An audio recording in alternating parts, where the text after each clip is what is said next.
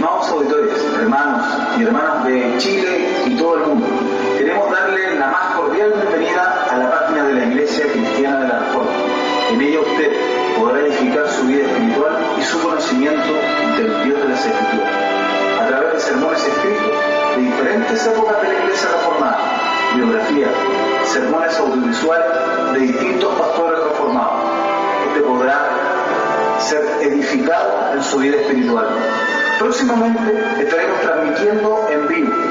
Somos una iglesia en crecimiento que confía en la sola autoridad de la Biblia como regla de fe y conducta a seguir e imitar.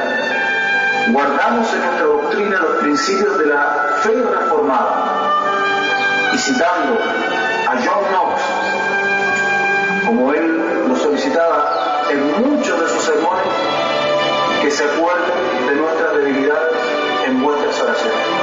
Quédense en compañía de la señal de radio y televisión de la ICR, Iglesia Cristiana de la Reforma. Estamos a sus pies en Cristo. Les saluda el hermano Mauricio Tal. Que el Señor les bendiga.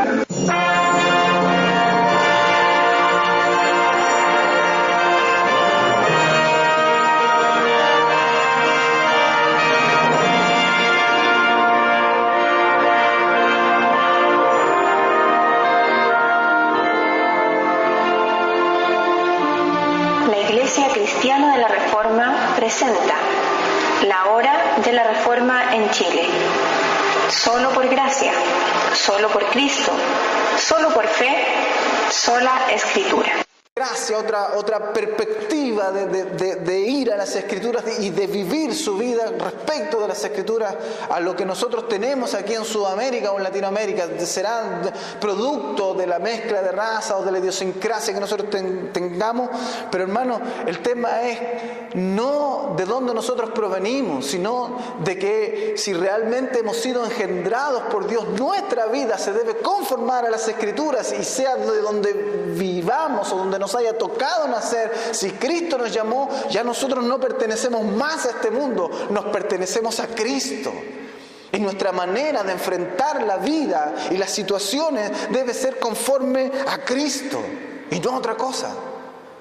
Si usted basa su felicidad en las cosas que le rodean, en las cosas temporales, en las cosas que son pasajeras, hermanos, tarde o temprano la cosa va a fracasar y usted se va a ir desilusionado y triste a llorar a un rincón y se va a frustrar y va a pensar que el Evangelio es una carga, y no es así, porque nuestra confianza y nuestra felicidad está basada en el conocimiento de Cristo Jesús, Señor nuestro, a través de las Escrituras. Hemos sido llamados y hechos libres por la verdad. Por eso que Pablo dice: y sabemos que a los que aman a Dios, todas las cosas les ayudan a bien. Esto es, a los que conforme a su propósito son llamados. No el propósito tuyo, no el propósito mío, el propósito de aquel que nos llamó. ¿Se entiende? Eso es lo que el texto dice. De manera, hermanos, que mire lo que dice Filipenses capítulo 1, verso 29, porque esto refuta mucho acerca de aquellos que nos predican un evangelio que es completamente distinto a lo que las Escrituras nos muestran. Filipenses capítulo 1, el verso 29. Leámoslo, por favor. ¿Qué dice? Porque a vosotros os es concedido, a causa de Cristo, no solo que creáis en Él, sino también que padezcáis por Él. ¿Se da cuenta? Dígame usted, en el contexto general del Nuevo Testamento, aún en el Antiguo Testamento, ¿dónde se ve que Dios les prometió felicidad completa y absoluta en esta tierra? ¿Dónde se ve que el llamado a servir a Dios es un llamado en el cual nosotros vamos a vivir conformándonos día a día a este mundo. Sermones pasados vimos que nuestra identidad, cuando hablamos del Sermón del Monte, siempre es una identidad a la cual Dios nos llamó a ser apartados. Él nos llamó a ser un pueblo distinto, un pueblo santo en medio de una generación adúltera y pecadora. Él nos llamó a ser distintos. Cuando Él estaba con nosotros, Él era la luz de los hombres. Cuando Él se fue, Él dijo, vosotros sois la luz. Qué distinto, hermano, al evangelio que hoy día tenemos. Pero fíjese que el texto dice, porque a vosotros os es concedido, qué privilegio, a causa de Cristo, no solo que creáis en Él, o sea, está hablando de que hemos creído en Él. Sí, yo creo en Cristo. Entonces dice, tú crees en Cristo, entonces tus problemas terminaron. Vas a tener trabajo, tu esposa te va a recibir de nuevo en el hogar, tus niños se van a sujetar, tú vas a tener una vida de prosperidad, todos tus problemas cuando vengan tú se los dejas a Cristo y tú sigues adelante. Y no, el texto está diciendo, hermanos, que cuando creímos a causa de Cristo, se nos ha concedido no solo que creamos en Él, sino que también que padezcamos por Él, teniendo el mismo conflicto que habéis visto en mí y ahora oís que hay en mí. Ese es el evangelio, hermano. Yo estoy realmente sorprendido, y yo digo pero vemos a diario predicar a Paul Washer, a R.C. Sproul, a John Piper y a cuantos otros hermanos diciendo esto mismo.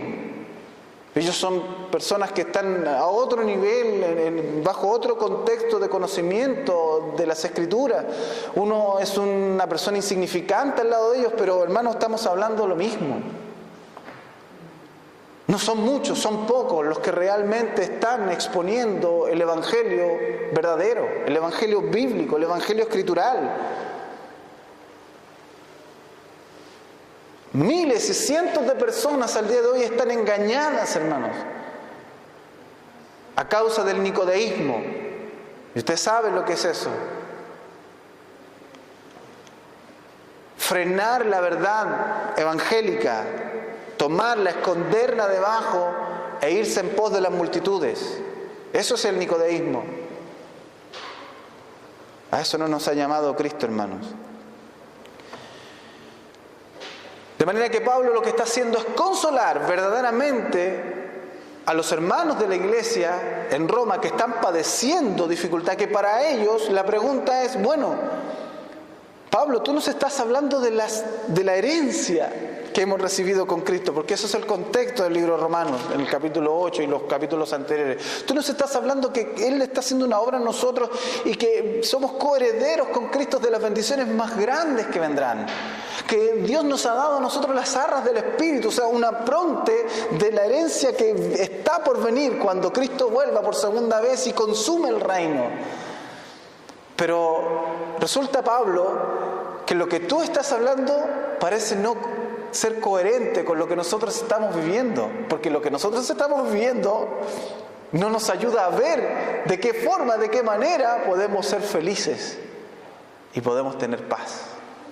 ¿Se da cuenta? Eso es. Y Pablo comienza.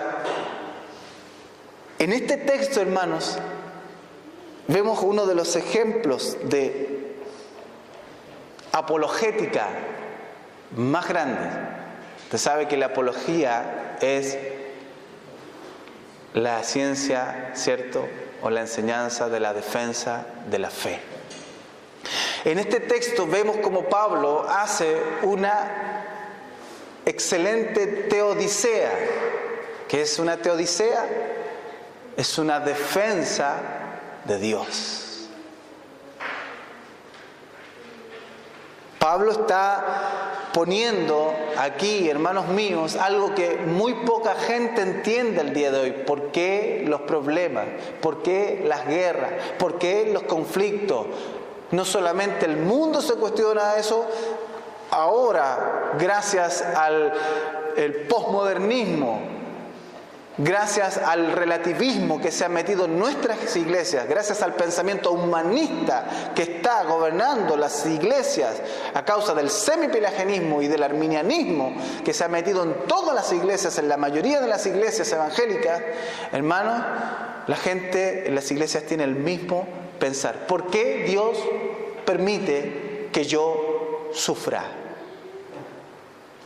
Déjeme decirle algo, hermano. El texto en esta mañana, y Calvino lo comenta en su comentario a los Romanos, está diciendo que nuestra felicidad verdadera viene producto del sufrimiento. Nuestro regocijo verdadero, nuestra verdadera paz, viene fruto del sufrimiento.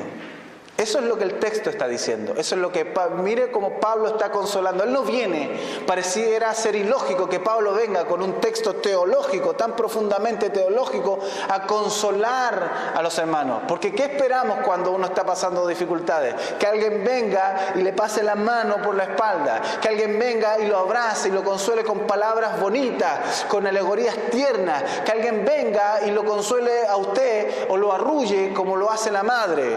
Pero Pablo está consolando a aquellos cristianos, a aquellos creyentes de Roma con y bajo y por y en la verdad.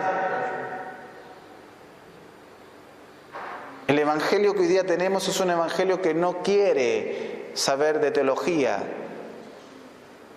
no quiere aprender acerca del texto, quiere algo soft, algo liviano, algo rápido. Principios básicos sobre la consolación. Esa es la introducción para que podamos entender bajo qué contexto Pablo está diciendo, y sabemos que a los que aman a Dios todas las cosas les ayudan a bien. Vemos que en el Nuevo Testamento la enseñanza respecto a la consolación es primeramente teológica. Y nosotros vemos en el contexto del capítulo 8, del verso 28 en adelante, muchas palabras que nos llaman a entender que esto es un texto teológico. Vemos palabras como predestinación, vemos palabras como escogidos, vemos palabras como justificación, vemos palabras como glorificación. Vemos la forma de lo que significa la presencia de Dios a los que antes conoció. Es un texto que nosotros vemos muchos términos teológicos. Entonces, ¿de qué manera sirve o hace que la teología nos conforte?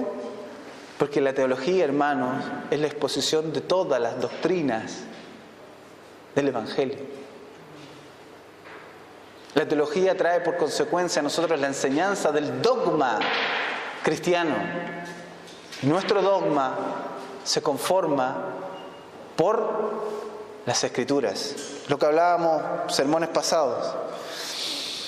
De manera, hermanos míos, que toda nuestra felicidad debe provenir, o la base de nuestra felicidad viene a través del conocimiento de nuestra verdad. Si es que realmente conoces la verdad, o estás en la verdad, o has sido llamado a estar en la verdad, porque la base del texto tiene que ver primeramente con la elección. No todo aquel que me dice Señor, Señor entrará en el reino de los cielos, sino aquel que hace la voluntad de mi Padre que está en los cielos.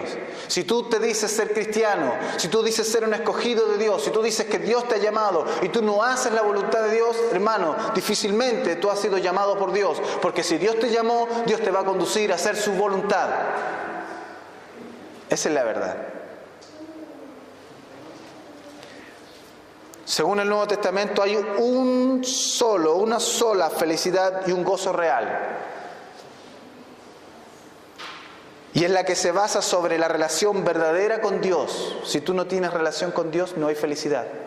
Es lo que le decía, usted puede poner la base de su felicidad, esa palabra me enreda la lengua, felicidad, sobre las cosas que nos rodean, sobre ciertas personas. A veces nosotros nos sentimos contentos porque hay ciertas personas y la coinonía cristiana, y podemos poner nuestra base sobre a lo mejor ir al culto el día domingo y la liturgia que hay en el culto, y nos sentimos agradados con eso. Pero cuando eso fracasa, se cae, o cuando alguien te defrauda, toda tu felicidad se va al piso. Porque nuestra felicidad, hermano, nuestro gozo verdadero está en base a una relación verdadera con Dios. Porque conocemos a Dios. Y conocemos a Él porque Él nos conoció primero. Amamos a Dios porque Él nos amó primero. Por eso que este texto, hermano, me llena a mí en esta mañana de gozo y de alegría. Y sabemos que a los que aman a Dios, o sea, no importa lo que puedas estar atravesando, no importa lo que pueda estar sucediendo alrededor nuestro, no importa lo que podamos estar padeciendo, sabemos que porque Él nos amó primero, nosotros les amamos a Él, y todo lo que suceda en nuestras vidas va a reabundar y va a resultar en algo mejor. Porque lo que estamos padeciendo en este minuto no se compara a la gloria venidera. Y el gozo que experimentamos hoy día es una pronte del gozo que experimentaremos con Él cuando bebamos nuevamente, juntamente en el reino de Dios con Él, el vino nuevo. ¿Se acuerda cuando hablamos de la cena del Señor? Que es tipo del gozo eterno que tendremos con Él. Alabado sea Dios. De manera, hermano, que la base de nuestra felicidad o el gozo real, según el Nuevo Testamento, es sobre una relación verdadera con Dios, y la felicidad que es el resultado de la justicia que Dios nos da mediante Jesucristo, su Hijo. El gozo permanente en nosotros es una relación verdadera con Dios. En Él yo me afirmo, en Él me conforto, me consuelo, en que Él me conoció primero, me amó, me escogió. Es como decía la hermana Clara cuando meditaba ella en el micro, entre tanta cantidad de gente en este mundo, Dios me escogió a mí. Es gozo, hermano, de tener una comunión con Dios. Y la felicidad está en la base, hermanos, de que Él nos ha justificado, o sea, nos ha sacado del estado de condenación al estado de libertad en Jesucristo, y que ya no vamos al infierno ni vamos a recibir el pago por nuestros pecados, porque Cristo pagó por nosotros en la cruz. Esa es la felicidad que debe estar en cada uno de nosotros por sobre todas las cosas. Eso es verdadera felicidad. Las cosas temporales de este mundo, hermano, emboban a la gente. La iglesia hoy día y muchos cristianos están poniendo su felicidad en cosas mundanas, sobre la base de las cosas de este mundo, de este siglo. Y jamás Cristo nos llamó a poner nuestra mirada en las cosas de la tierra. Él dijo que debiéramos acumular riquezas, ¿dónde? En los cielos, donde la polilla y el orín no corrompen. Es decir, que las cosas que nosotros acumulamos en esta tierra perecen, son vanas, no sirven de nada. Pero las cosas que son eternas, las que son espirituales, las que Dios nos ha llamado a vivir y a experimentar, esas son las que nosotros debemos cultivar, amar, anhelar, desear, porque esas son verdaderas, porque esas permanecen para siempre. La felicidad del cristiano, hermanos míos, debe ser el resultado de la aceptación ¿de qué? De ciertas verdades y el producto de un aumento lógico razonado en las mismas. La verdad, cuando decimos conocer la verdad, significa que nosotros vamos a meditar en esa verdad, que esa verdad va a ir en nosotros en aumento, que la verdad es una verdad lógica. Esto no es algo ilógico, ni ficticio, ni fantasioso, ni especulativo, como muchos predicadores al día de hoy le hacen ver a la gente, que basan su verdad en las experiencias más que en las escrituras. Cuando la experiencia fracasa, cuando el sueño fracasa, cuando la revelación que tú dices tener fracasa, no se cumplió la profecía que te dijeron, tu felicidad se desmorona y tu paz se va a donde quiera irse, porque es ficticio. Mi paz, mi felicidad, mi seguridad está en ir creciendo cada día más en el conocimiento de esa verdad que nos ha hecho libres. Busque por favor, hermanos, Juan capítulo 8, verso 31 al 32. Oh, yo siento un gozo especial en esta mañana, hermano, porque ese texto, precisamente ese texto, me fortaleció en gran manera. Romanos capítulo 8, verso 31 al 32.